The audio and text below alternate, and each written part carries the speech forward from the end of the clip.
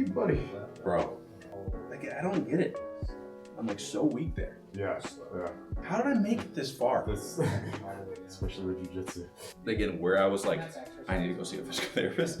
Now is literally going to the bathroom, taking a shit. I'm just like, ugh. Because it's like so hard. For sure. And I'm like, okay, then I started like extrapolating out. I'm like, shit, what's gonna happen when I'm like 60? And that's the part that like doesn't make any sense. I'm like, oh, I could do jiu-jitsu. Yeah. I'm like decent at it and like winning tournaments, but I can't sit on a toilet.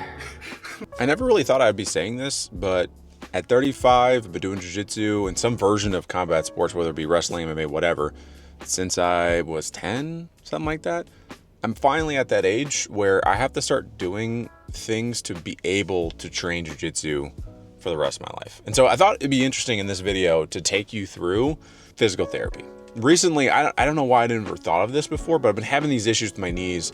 It turns out I'm having a quad dominance issue. I don't know, but I found that out because literally in the building at Arizona Combat Sports is a physical therapist. Even better, it's a physical therapist who is a black belt in jiu-jitsu. So I thought, you know, instead of looking online, Googling stuff, going on Reddit, trying to figure out what's going on with my legs, specifically my knees, why don't I actually go to someone that knows what's going on and have them help me? So again, I thought it'd be interesting to kind of take you along this journey on the physical therapy front to show you, one, in case you're going through the same things as me, some exercises, some things you could do to improve, but also the reality of being a hobbyist at 35. My body, unfortunately, is not exactly getting better all the time. There's all these little things now. Back in the day, I could roll and literally pick up anywhere and decide to go running. I literally haven't been able to run in a year without getting injured. So anyway, let's go check out this physical therapist and see what's up. All right, so we just finished up. Obviously, that was terrible. In the best ways. And just to give some context, I kind of, before this, I shot a little bit just kind of explaining, but pretty much what happened was, I don't even know what the initial injury was, to be honest with you. Like, there's been some things, you know, actually, Big Trevor hit me with a toe hold. This was a couple years ago. Since then, my knee's been weird. But like, I just think progressively stuff kind of added up over time. And then now, I honestly, I kept saying it throughout the whole time we were kind of going through those exercises. I don't know how I've been functioning, which is like kind of weird, like how in the world I did that. So the first thing I want to kind of start with was, can you give some context in terms of like, based on the evaluation today, stuff we went through, what do you think is some of the issues I'm having? And then also, you know, do you see this commonly in the jiu-jitsu community, or am I just weird? There are some strange things going on a little bit with it. The main issues I see very commonly. So for one thing, just guys in general don't like really work on their hips. You know what I mean? And even when they do, they're like, I squat all the time. You know That's exactly what I said. Yeah, and it's squats are great for your hips, but like you can also just use your low back and your quads for it. You know what I mean? So you always, I'm sure you've heard the term quad dominant before. You know, so typically right away, especially when we like just general PT, like when we hear people talking about pain around the kneecaps and stuff like that, we're just automatically looking at hips, and just knee pain in general. There's a lot of times there's weakness in the hips. So it was very like, even when we just talked, I was like, let me show you have weak hips. Like I kind of predicted it, right? Like it wasn't anything crazy that I knew. It's just a general knowledge from physical therapy. Like any physical therapist you go to should be looking at your hips if you have knee problems. So we're going to drive them, keep driving. So we want the knees to be kind of, so even bring the feet in just a little bit. And then as you sit down, you're going to drive out, sit back down. Drive out, drive out, drive out, drive out. See how your hips don't want to work. Keep the knees out. I think some of the weird stuff is the ankle. So like I think the fact that your ankle's like so, like it doesn't want to support you when you're in some of those positions, that it kind of adds to what the hips aren't doing. You know what I mean? So I don't know if it's the left side, definitely. I know where that's from because of my I had a fight It was my second pro fight, and he went for a double leg, and my foot got caught. And then in the film, you could see a springboard forward because my ankle popped out. Yeah. And then popped back in, and it literally flung us forward. And it literally, it's been like I again saw Dr. Matt, and he helped a lot. I don't think the strength. I never did anything like to your point. I never went to PT. Like since you're a black belt, maybe you can kind of address this too. But like I noticed in jiu-jitsu, there's so many variations of games that you can get away from stuff. So in wrestling, you have to address it because everything works together. But in jiu-jitsu, again, I don't really notice outside of what I said before, De La Riva. Outside of that, I don't, when I'm playing on my butt, I'm playing open guard, these issues don't come up. Yeah. Because I'm avoiding that in the game. That's very common. And even with like standing positions, like I can use my hips to create one position. Same thing with squatting, right? So I can create pressure by loading my hips, or I can create that same pressure by loading my back, right? And it's way safer, and it's actually way easier as far as if you can do it to load the hips. Meaning like butt in? But in certain scenarios, if you can do it, it's easier to create pressure, right? Like I noticed that thing you were doing with Steve in that video. And I'll play it here too. Some context on why it's important. So if you give me a damn diva. So if I'm here, I'm loading through my spine too much. I'm putting a lot of pressure through my spine. If I can just tuck my hips underneath me, you can already feel that like change in pressure, right? And all I'm doing is just tucking my hips. And now like if you could like lift me up in the air, I can. Fuck. But if I unlock my spine, do it again. But it was like in that, it was in De La Riva, and I noticed you like rolled your butt in a little bit, and that created, he couldn't lift anymore. I go, oh shit. That pressure is easier to create because you're using muscle. If you're loading into your spine, you're actually having to load more. So it's actually harder work, but you're also using like a frame that's not necessarily healthy for you. People get away with it for a long time, but eventually it's going to lead to like back pain and stuff like that, right? Yeah. So we do that with a lot of different positions. So like even playing a guard, you could be playing it completely different from somebody else, and you might be good at it, but you also might be just damaging your body because of it. Yeah.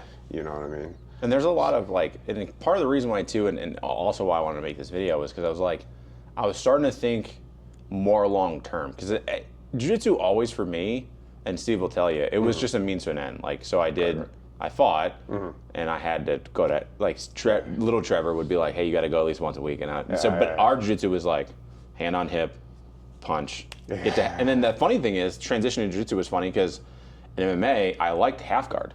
Oh, yeah. Because I can sit on you and I could just punch. Sure. And then I went to jiu-jitsu and I was like, I guess I can't sit here because I'm not doing anything, right? And so it was kind of weird.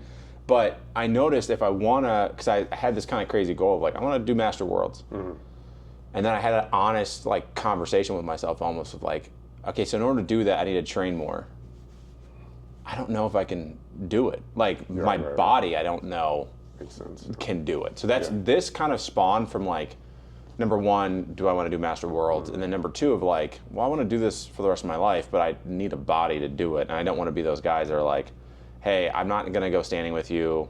Just come into my half guard. Right. Just lay there and then like do whatever. You know what I mean?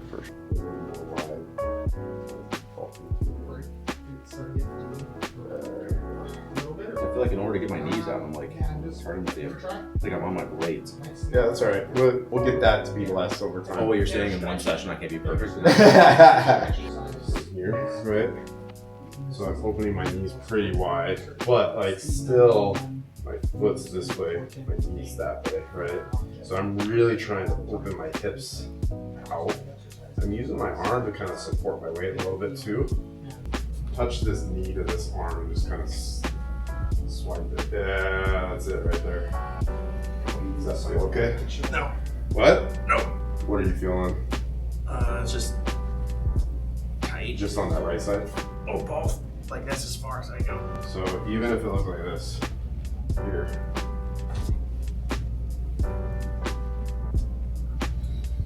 So I don't want it to feel like, so that's too much because I can tell by the face. What came first? Like, I would imagine your PhD, like being a physical therapist came first, and then you got into jiu-jitsu, or was it the other way around? Oh, really? No. So, I've known Steve for 20 years. Oh, damn. So, yeah, I have a picture of us from when he was a purple belt and I was a blue belt, and we competed. So Steve and I trained here together. So not here at this location, but like the old place. 4 locations ago or something like that. So I got to, and at the time, Gustavo taught here, and so I got to blue belt. I think I was 2-stripe blue belt, and Gustavo actually started talking to me about, like, I don't think you like your job and stuff like this. So kind of motivated me to look for what I wanted to do. And I always knew, as soon as I thought of physical therapy, I always knew that I was going to come back to jiu-jitsu with it. Like, it was the whole reason that I found physical therapy was, like, I was Googling like injuries with jiu-jitsu, and it just, like, I was like, there's nothing about rehabbing jiu-jitsu out there. Yeah. So it's still pretty scarce. Like, there's more guys doing it, so there's more black belts out there, so they're putting out more and more information about, like, how do you rehab a jiu-jitsu athlete. But there was nothing at the time. If I Googled jiu-jitsu and physical therapy, the one thing that popped up was, my physical therapist told me to stop doing jiu-jitsu. Yeah, it was like I see those a lot. It was a Reddit line. It was like the only thing that would pop up. Yeah. So I was just like, I want to fill that void for jiu-jitsu. I feel like there's still a big gap, because even when I was researching doing this video, it was like, well, I'm sure there's a bunch of videos on, like, hey, I went to PT for jiu-jitsu. So I went on YouTube, and there's literally nothing. It's just maybe a couple interviews with, like, but they're not jiu-jitsu athletes who are PTs. For sure. Like, it's kind of crazy. You also see a lot of guys that are, like, new to jiu-jitsu, and they're like, here's a PT, or here's a jiu-jitsu workout, and then they're just doing squats. Yeah. You know what I mean? It's like, I don't know what it is, but, like, they'll just do regular exercises, but it's just like, yeah, it's probably good for your jiu-jitsu, but it's not. Yeah. It's not gonna really.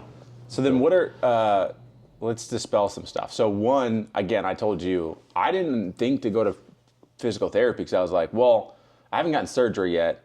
And so, like, I'm not gonna go to physical therapy. I just didn't consider it until, again, Steve, he always said, I saw Greg today, he fucked me up pretty good, like that. I'm like, okay, well, what do you do? But, like, you're not injured really. Like, you know, he's always kind of injured, but, like, what's going on here? And that's when I did a video a couple videos ago, and I think it was like, what are some things you wish you would have known when you first started jiu-jitsu? And he mentioned you. He was like, I wish I would have done physical therapy much sooner. Yeah. So why, number one, why do you think people think of physical therapy so long, like at the end, versus why do you think jiu-jitsu athletes should, even if they're not injured, just start looking into it now? So really the reality is jiu-jitsu athletes are almost always injured. They're just ignoring it, right? Yeah. I think people don't find it, well, especially Steve in my time coming up, there was a bigger mentality of don't be a bitch. You know what I mean? Like, so you, like, coaches didn't really, like, lead you in that direction. That's getting a lot better. Like, I have coaches that send me people all the time, you know. It's still not like, there's still like just train for a couple weeks and then we'll figure it out. Like, hopefully go away. Yeah, exactly. Which, unfortunately, you're compounding things over time, right? So my direction that I want to go is actually to start helping identify things beforehand. I have a lot of, like, testing things that, like, you're not going to see at most physical therapy places. A lot of stuff that, like, so the UFC PI puts out, like, information on, like, how they test for things. Oh, that's cool. So I try and emulate some of that stuff, and then I have a whole testing system for knees, actually, that another black belt actually created. So he's a physical therapist in Tennessee. So But like just using technology to try and identify stuff beforehand. So I think that's the main thing. And then like just even getting in for like like little naggy injuries. So somebody like Christian Natividad, he comes in even leading up to his fights just because he's, you know, MMA fighters are going to be getting like little injuries throughout their camp, right? Yeah. And he just comes in right away and like we just take care of it. And it's not letting things compound to where you're like not even able to do things anymore because it takes longer. Yeah. The reality is if somebody comes and sees me right when they're like something doesn't feel right, we're probably going to get rid of it very quickly. You know, a lot of times people are thinking, I don't want to do 8 weeks of physical therapy. A lot of times it doesn't happen that way if they're just coming to see me right away. And then on top of that, we have other people that just come in week to week just to like keep like maintenance. Yeah, maintenance. And then they see the value in it, so they start to like go, okay, well, he helps me. A lot of times people start going, my jiu-jitsu is getting better for some reason, you know? Yeah. So it's because we'll talk about positions and things like that. And especially like if somebody's coming in and going, I just feel weak when I'm doing this position. Like a lot of times I have some insight, some physical therapy insight into that. Well, that was like your unique like proposition, honestly, was, and again, I'm always going to push you to keep making content because the thing that made me go, again, I'm an idiot, didn't realize that you are upstairs. Like that's my bad. Even though I remember when we first moved in here, Trevor brought me up here and I met you. I didn't connect the dots, but you had a great video with Kevin, and my favorite part was as you were talking through like his physical therapy, and then you were talking to him in a jiu-jitsu position, and then I was like, that's so invaluable so that I don't have to explain to you, this is jiu-jitsu. Sure. There's a thing called the guard. You know what I mean? It's just like, I feel weak in De La Hiva when I'm trying to go for the back. Like and then you're like, yeah, no, okay, cool. And then even too of like, now I see the value too of like pushing my knees out. Like, okay, well, again, if I'm playing De La Hiva and I'm not being lazy, I'm really pushing out that knee, I can really hook better. So now I'm like starting to click. I'm like, oh, that makes sense. Okay, cool. Like in that position, I can be lazy and put my knee inside.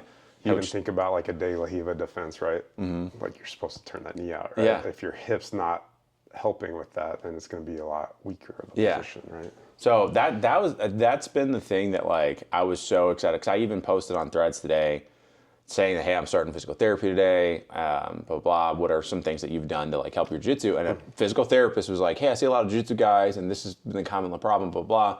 And I remember commenting back and he's like, I don't do jiu-jitsu though. And I remember commenting back and I was like, yeah, well, mine does. And like, that's like the dope part is like, again, not to shit on other physical therapists, but it is a different thing. Like if you've never done the sport, never been in the position, for sure, then you get people that are like, don't do it then.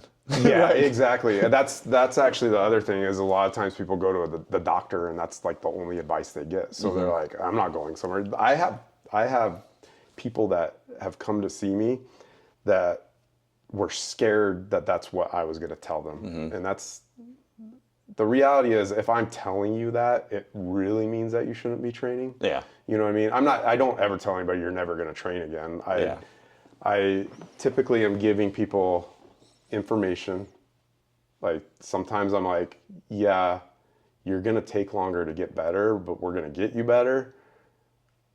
But you can keep training if that's your choice, if you're okay with taking longer to get better. Yeah. Right. And anytime you're having something go on, you're at more risk of a worse injury. So you have to be smart about it. But most of the time you can train through injuries like in a modified way, right? Yeah.